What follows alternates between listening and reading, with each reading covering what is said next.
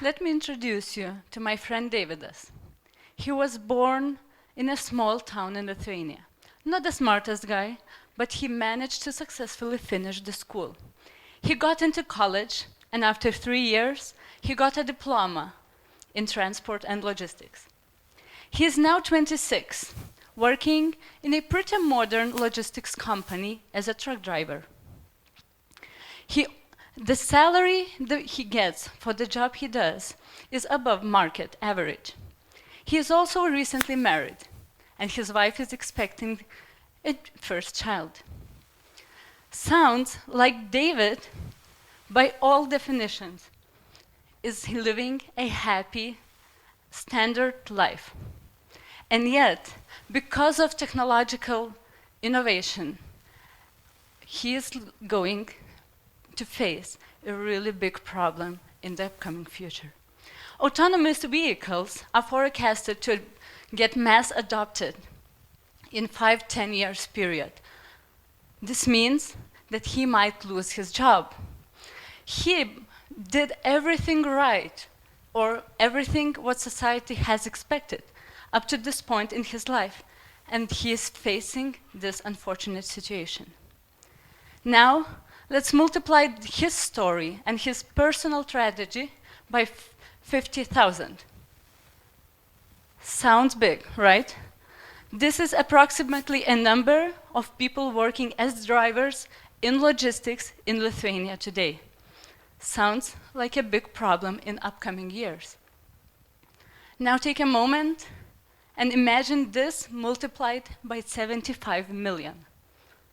World Economic Forum estimates that 75 million people will be displaced out of labor market because of automation in various fields in the upcoming 3 years. That's a massive problem. At the same time, European Commission is reporting that next year we will have 750,000 unfilled job vacancies in ICT sector. By 2022, world will have 133 million digital jobs available. As scary as it is, these two problems combined, for me, sounds like an opportunity.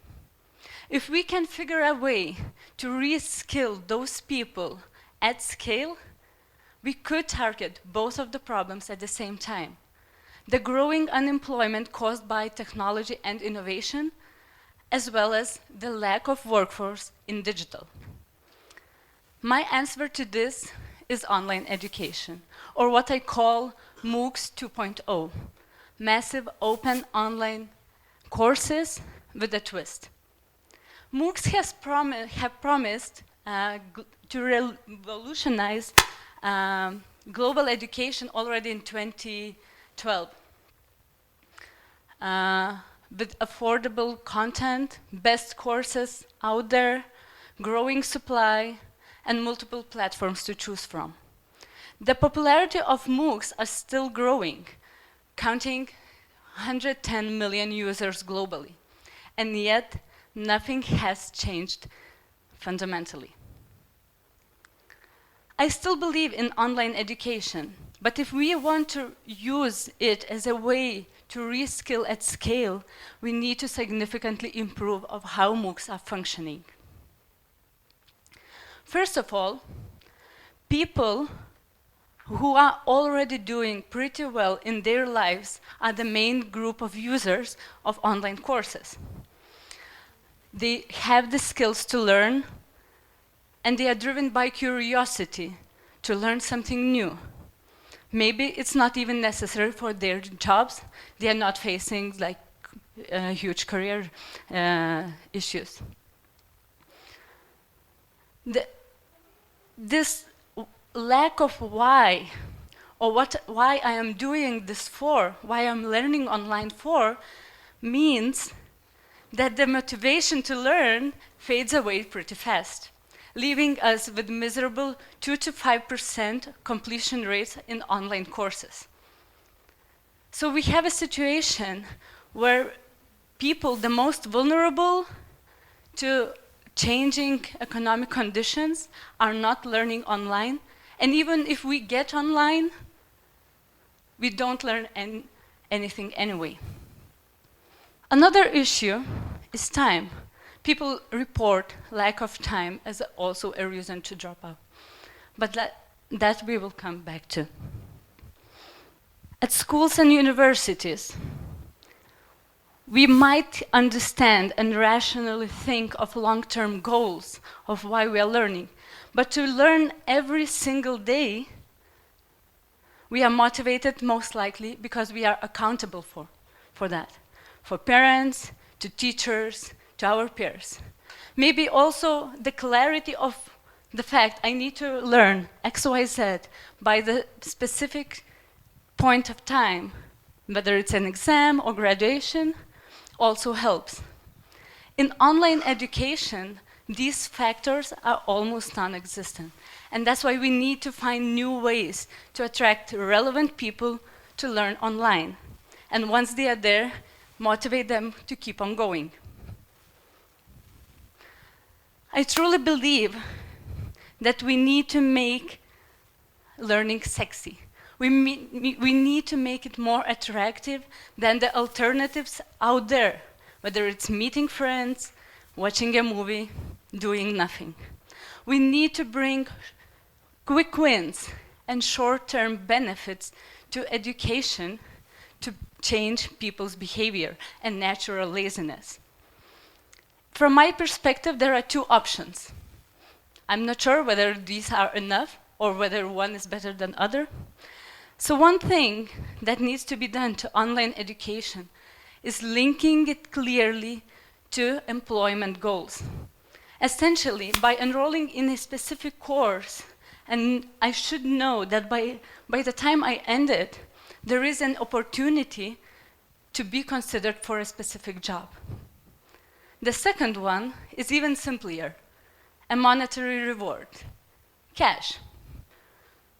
Would you spend 2 hours learning some pretty useful skill instead of watching a movie?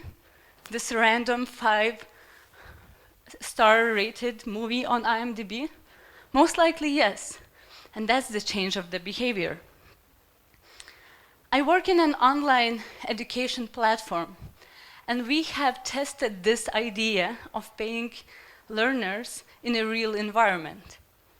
The first pilots, where we promised micropayments upon the completion of the course, proved to increase completion rate 10 times. And it also helped a couple of people end up with the jobs in tech companies. Sounds like a crazy idea? Something like paying to learn? Sounds shocking? I think it goes against our standard understanding of what education is and how it should be, of the motivation, intrinsic motivation we should have in the process to succeed in learning. But yet, paying to learn is not a new concept. Scholarships that you get for, and that cover for living costs while at university is the same. The centuries-long practice for the rich to sponsor artists when they learn or they create is also a form of that. We are facing a really massive problem. It hasn't been there before. So we need to take and implement bold solutions to that. And I believe that making payments work in an online domain is one of those. We create technologies because we want to improve as a society. And it would be infeasible to expect that we would stop doing that just for the sake of stopping changes in status quo of the workforce. We will cause this problem. And with that comes the responsibility to deal with it. We need to solve the changing workforce structure. Remember my friend David? It is, for him, now unfeasible to again enroll in a full-length formal education program to lose his income that he is supporting family with. But maybe it's possible for him to spare some time to get started in a digital skill. And he gets rewarded for the time stolen from his family. And maybe then he could get a job, entry-level job, in a digital field.